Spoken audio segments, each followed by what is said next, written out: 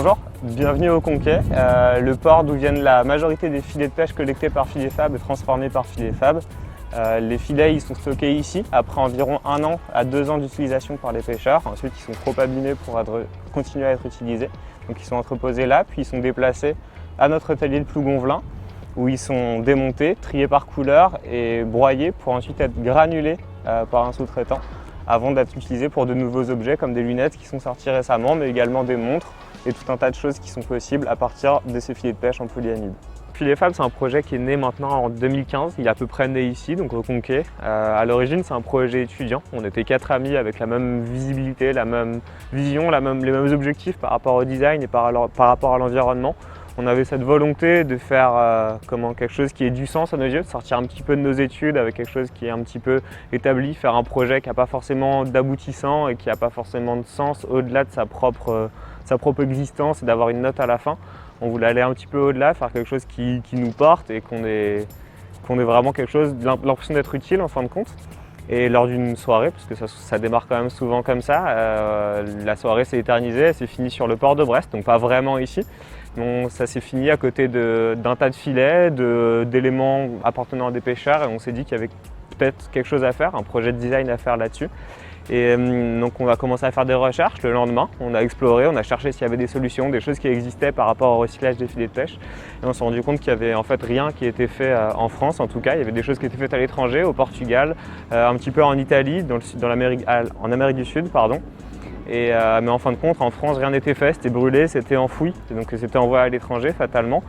Et on s'est dit qu'on pourrait commencer à essayer de réfléchir à un projet de design pour faire en sorte de faire des choses, faire des objets qui aient du sens et de le faire localement surtout. Donc on a commencé à en collecter, donc forcément on est venu ici au Conquet où on savait qu'il y avait un port de pêche important. On a pris des filets, on les a mis dans nos voitures, on a commencé à les fondre avec des fers à repasser, les découper avec des ciseaux, à essayer de les mettre au four, etc. Enfin vraiment un projet très expérimental, on était étudiants, on venait de sortir de notre BTS. Donc on essayait comme ça, on y allait à tâtons. Et on s'est dit qu'il y aurait quand même une possibilité, une chance qui nous était offerte en fait à la création du projet en 2015. C'était qu'en juillet 2016, il y avait les fêtes maritimes de Brest qui nous auraient permis d'avoir une très belle visibilité. Donc on a postulé, la mairie a accepté qu'on ait un stand en fait, pour présenter l'initiative qu'on avait démarrée en septembre lors de cet événement-là. On a pu du coup présenter toutes ces expérimentations à base de fonte au fer à repasser, de fours, de compression, etc.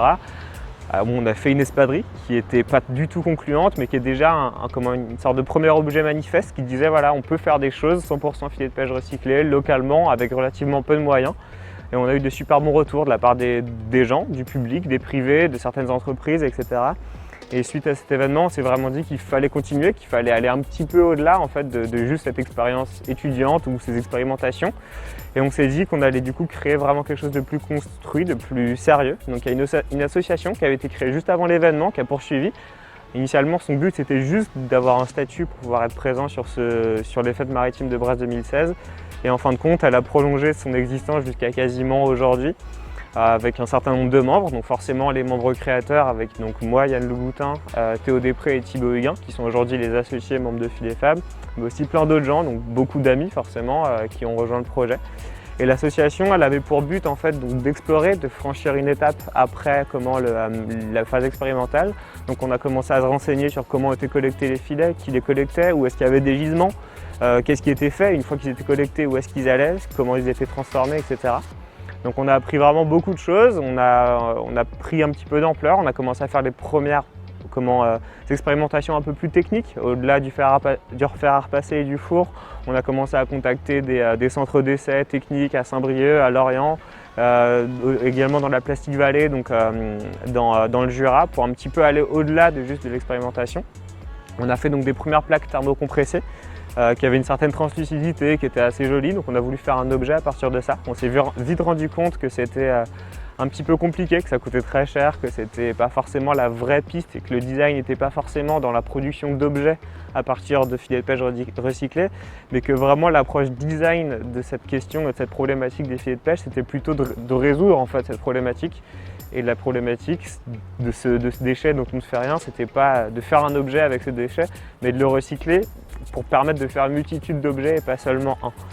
Donc au bout d'un certain temps d'existence, l'association a un petit peu pivoté, s'est réorientée sur certaines thématiques et notamment celle-ci, donc vraiment de la question du recyclage des filets de pêche.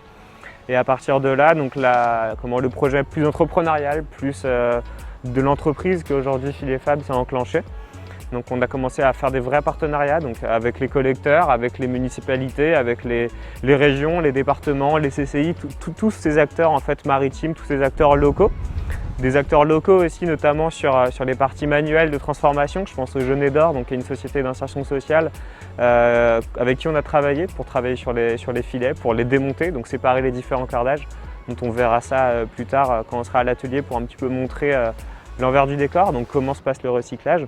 Donc on a travaillé vraiment avec tout cet écosystème en fait, d'acteurs locaux, portuaires, financiers aussi forcément, parce que ça coûtait un petit peu d'argent de commencer à vraiment lancer tout ce programme-là. Et en fait, toute cette étape-là vraiment de structuration d'une filière, d'une logique de recyclage aboutit à ce qui se passe globalement aujourd'hui. Donc une société qui s'implante directement sur son territoire avec les problématiques mais aussi avec les solutions qui sont déjà existantes puisqu'on a déjà exploré toutes ces solutions et tous ces partenaires qui existent. Donc aujourd'hui, on s'implante à Plougonvelin avec un atelier qui est en complète rénovation donc par la communauté de communes du Pays d'Iroise, donc les communes qui sont vraiment situées à l'ouest de Brest. Donc le Conquet en fait évidemment partie. Et en fait, c'est un bâtiment qui est en rénovation dans lequel on va pouvoir implanter nos machines. Il y en a déjà une première qui est arrivée tout récemment, qui est arrivée donc mi-août. Et qui va nous permettre de broyer les filets. Donc là, le broyage des filets, c'est ce qui permet donc la première transformation en fait, vers les granulés. Et les granulés qui sont vraiment la base de toute l'industrie plastique. À partir des granulés, on va pouvoir les réinjecter, refaire du fil, refaire tout un tas de choses. Après, c'est qu'une question de technicité et de degré de technicité. Mais c'est vraiment la base de tout ce qui peut se faire en plastique aujourd'hui. Donc voilà, on a poursuivi en fait dans cette logique locale de recyclage et de partenaires. Toutes les solutions existaient déjà sur place, donc on n'a pas voulu aller ailleurs. On s'est dit que la problématique était ici et qu'il fallait la résoudre ici. Donc c'est dans cet objectif-là et dans cette vision-là que le projet a évolué jusqu'à arriver à ce qu'on fait aujourd'hui, donc un recyclage directement sur place en fait, pour ces filets de pêche usagés. On est ici dans l'atelier de Filet Fab à Plougonvelin, donc il y a un atelier qui est actuellement en rénovation par la CCPI, la communauté de communes du Pays d'Iroise. C'est un bâtiment qu'elle a acquis, elle est en train de le rénover intégralement. Sur la partie gauche du bâtiment, il y aura plein de panneaux photovoltaïques donc pour alimenter en électricité la future usine mais aussi un peu le village autour. Donc voilà pour le bâtiment. Ici, ce qui s'y passe, c'est qu'il y a les filets qui y sont déposés. Donc, ce qu'on voyait tout à l'heure dans la benne, ça arrive ici, c'est déposé sur la dalle béton, c'est trié par couleur. On fait le tri par couleur pour faire en sorte d'avoir des granulés de différentes nuances, d'avoir du vert, du rouge, du jaune, globalement ce qu'on a, pour faire en sorte de pouvoir proposer déjà différentes nuances. Et puis surtout, parce que c'est plus intéressant que d'avoir juste une espèce de marron gris constant. Donc on fait déjà un tri par couleur et après il y a un tri aussi en fonction de la qualité qui est effectuée, notamment s'ils sont à démonter ou pas. En fait le filet qui est à démonter, c'est quand il y a des cordages, le filet il est composé de différents éléments. Il va y avoir un cordage flottant en haut, un cordage plombé en bas et entre les deux il y a l'émail. Et globalement nous on vient séparer tout ça pour juste prendre l'émail, ce qui est recyclé.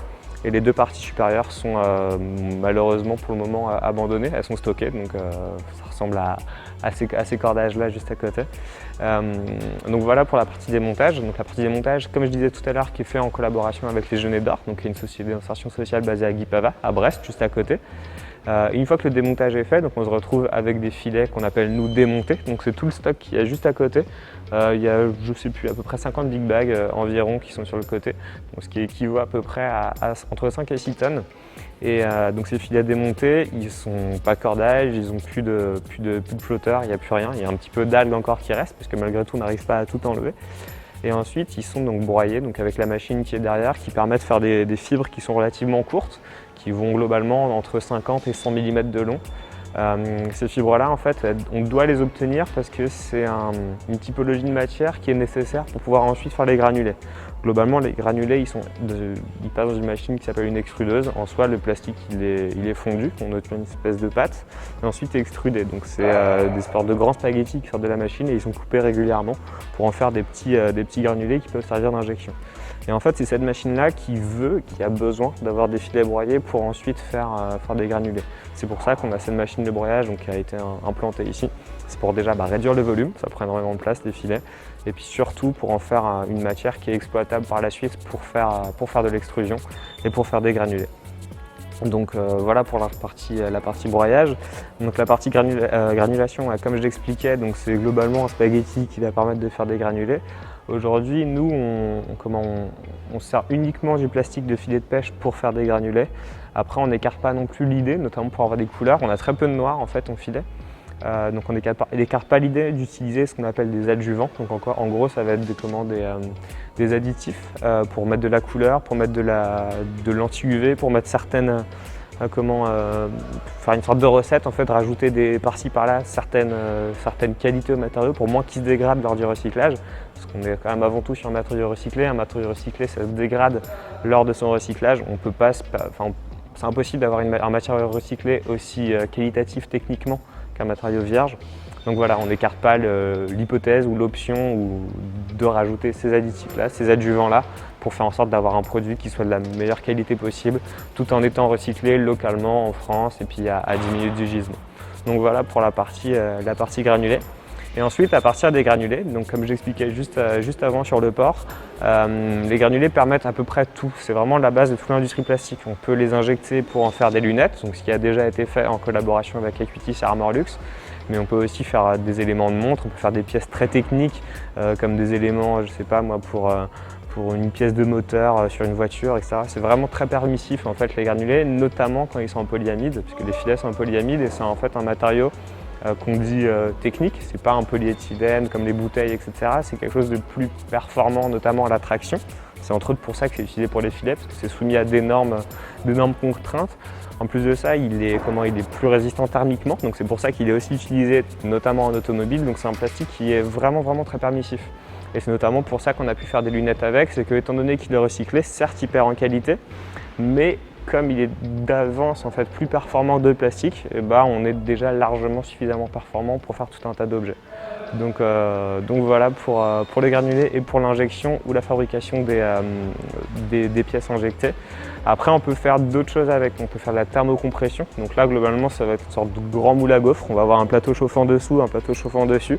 On va compresser à quelques dizaines de bars, je vais dire ça comme ça. Et on va obtenir du coup des plaques. On a fait quelques-unes durant les phases expérimentales. C'est quelque chose qu'on peut complètement remettre aujourd'hui sur la table et relancer en fait une production de ce type de plaques pour faire, je sais pas moi, des pavages, pour faire des éléments d'architecture, un certain nombre de choses. C'est vraiment la base qui va permettre de faire énormément de sous-produits par la suite.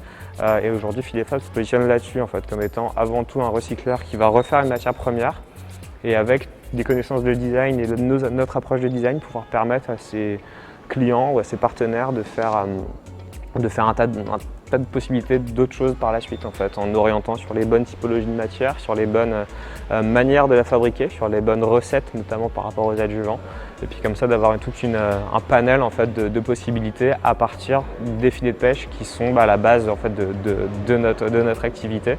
Dans plusieurs années on verra, peut-être qu'on réenclenchera un petit peu du design en interne. Et puis produire vraiment tout localement, d'avoir du recyclage et de la fabrication d'objets sur place à Plougonvelin dans ce local-là. Aujourd'hui, c'est pas d'actualité, mais peut-être à l'avenir, on verra bien.